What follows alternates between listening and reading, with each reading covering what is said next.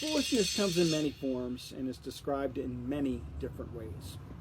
In Proverbs chapter 1, verse 7 in the Bible, it takes the form of ignoring wisdom and instruction and not fearing or respecting the Word of God.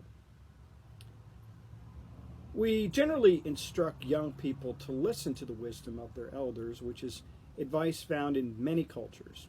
But in general, we ignore cultivated intelligence in favor of our own thoughts.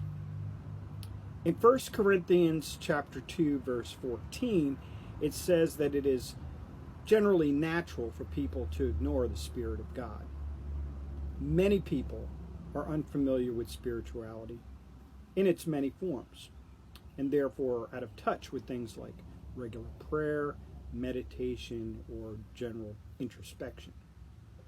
As I've mentioned before, your day of worship, if you have one, may be the only time you experience quiet reverence, prayer, and confession. We all need this time to clear our minds and evaluate where we are in life. For Christians especially, this time of year should be a time of reflection. Lent, the 40 days leading up to Easter, is symbolic of the 40 days of temptation Christ experienced and is described by many as a profound spiritual tradition. It is a time for self-improvement and self-renewal. Psalm chapter 14, verse 1 says that people who do not believe in God are foolish and therefore are corrupt, and instead of doing good, commit horrible deeds.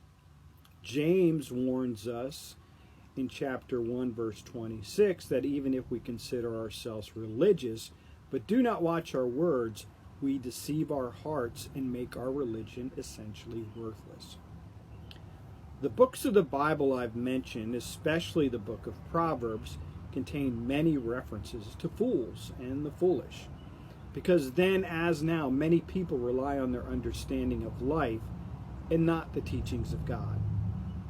Wisdom is the cornerstone of many religions and cultures, and the messages are similar. You see, the human race has complicated many things, and amid the hectic pace of life, we forget the essential wisdom that has been carried down through the ages. We are to love God and love each other, which is why things like the golden rule to treat others as we would like them to treat us exists in almost all cultures. So today, consider those ways in which you are foolish, the things that have kept you from loving others and are separating you from the love of God. These are the things to contemplate on this day, the Day of Fools.